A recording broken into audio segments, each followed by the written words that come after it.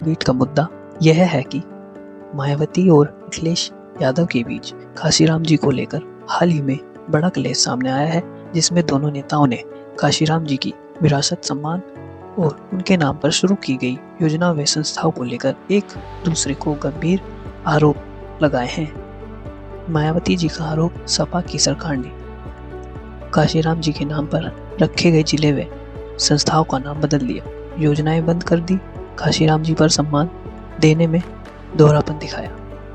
सपा का पक्ष, सत्ता से बाहर होने पर ही काशीराम जी को याद करना, सत्ता में रहते स्मारक या योजनाओं की अनदेखी करना। आज की डिबेट को शुरू करते हैं। लेकिन मुझे एक बात समझ में आती है, जो बात गौतम राणे भी कह रहे थे आरंभ में, विचारधारा को कोई एक 2 BHK 3 BHK फ्लैट मत मानिए कि जिसके में ताला लगा के कोई चाबी लेके निकल जाए। ये ठीक नहीं। संपत्तियों पर कब्जा हो सकता है कि भाई प्लाट हमारा है, इस पे बगीचा उनका है। सोच पर, विचार पर कब्जा नहीं हो सकता। कांग्रेस ने छोटे मन का खेल दिखाया, वही से सारी समस्या गौतम राणे पैदा हुई है। बोला गांधी जी हमारे, फलाने हमारे, एनी बेसेंट हमारी, वो हम कुछ करें ना करें लेकिन दूसरे को नहीं लेने देंगे फोटो, और लोगों को तो हम चिल्लाएंगे कि हमारे चाचा की फोटो ले ली। अब क्या हुआ? कोई नहीं बचा उनके आंगन में, सब बाहर आ गए। जो बंगाली नेतृत्व था आजादी की लड़ाई में, उसको ममता जी ले गई। जो मराठा नेतृत्व था उसको पवार साहब ले गए। वल्लभ भाई पटेल को कांग्रेस से ज्यादा भारतीय जनता पार्टी याद करती है। ये सच है कि बाबा साहब की स्मृतियों के लिए, ये सच है, बाबा साहब की स्मृतियों के लिए जितना काम नरेंद्र मोदी की सरकार ने किया, पूर्व की किसी सरकार ने नहीं किया था ना, किसी ने नहीं किया। मैं विस्तार में नहीं जाना चाहता, गौतम राणे साहब को पता होगा। काम पहले हो सकता था, अलीपुर वाले मकान का पहले नहीं हो सकता था, स्मारक के रूप में भव्यता के साथ, दिव्यता के साथ हो सकता था। विदेश में उनका मकान नहीं सरकार ले सकती थी। भारत रत्न नहीं दिया जा सकता था, दे सकती थी, लेकिन चाह नहीं थी। फिर भी मैं कहूंगा, जो बीत गई सो बात गई। अच्छा जहां से मिले वहां से लीजिए। लेकिन ये उदारता गौतम राणे जी एक पक्षीय नहीं होगी, ये भी जान लीजिए। क्या दूसरे से कहो गुरु अपने घर के सारे दरवाजे खोल दो, अब बोले हम कुंडी लगा के रखेंगे, तब नहीं चलेगा। यह प्रपंच है। काशीराम की जयंती भी मननी चाहिए, पंडित दीनदयाल उपाध्याय की जयंती भी मननी चाहिए, क्यों मननी चाहिए? लोहिया जी की जयंती भी मननी चाहिए, जयप्रकाश जी की जयंती भी मननी चाहिए, पुण्यतिथि भी मननी चाहिए।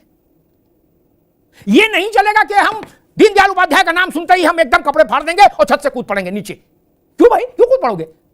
मिर्गी के दौरे पड़ रहे हैं क्या? यह नहीं चलेगा ना। बोलो गुड्डू की जयंती मनाओ, पप्पू की नहीं, ये किसी कौन तय करेगा? हम श्यामा प्रसाद मुखर्जी का अपमान करेंगे? अच्छा जी, 100 वर्षों से चला आ रहा संगठन है। गौतम भाई ने जो बात कही कि विचार सब पर सबका अधिकार है, सम्मान होना चाहिए, मैं सहमत हूं। क्या इस देश के प्रमुख विपक्षी दल केशव बलिराम हेगडेवार और माधव सदाशिव गोलवरकर इनके लिए अपने दरवाजे खोलने को तैयार हैं? मोहल्ले का नेता जो है वो भी इनके अपमान में बिल्कुल ओलंपिक पदक जीत रहा है।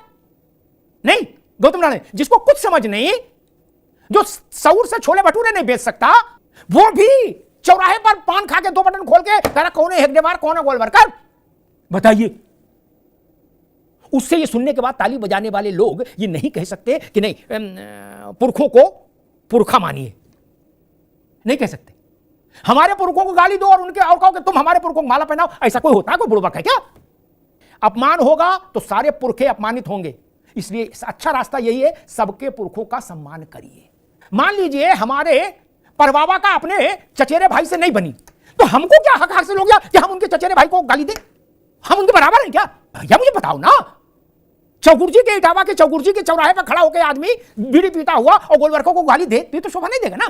बोले क्यों? बोले हम समाजवादी हैं। अरे क्या हो गया? आप कोई वादी नहीं है, ये नहीं चलेगा। अगर करना है तो नपना एक रखो भैया, पुरखे पुरखे हैं। मैं हमेशा इसी बात की वकालत करता हूं, पुरखे पुरखे हैं। और कड़वी बात बोलता हूं, इसलिए फिर मैंने एक नाम लेके सामने रख दिया। अंबेडकर पूजनीय हैं, गोलवरकर के प्रति भी आस्था होनी चाहिए, जयप्रकाश जी के लिए भी आस्था होनी चाहिए, गांधी जी के लिए भी आस्था होनी चाहिए। ये कौन लोग हैं जो कहेंगे कि हम रेफरी हैं, हम चुन के बताएंगे कि ये पुरखे चलेंगे, ये पुरखे नहीं? ये नोट हैं क्या पुरखे? बोले ये चलेगा, ये फटाई नहीं चलेगा। तमाशा है इस देश में। गौतम भाई मालूम लड़ाई किस बात की है कि हमारे पुरखों को तुम पूजो, नहीं पूजोगे तो तुम्हें हम लेके आएंगे, और हम तुम्हारे पुरखों को गाली दें तो तुम चुप रहो।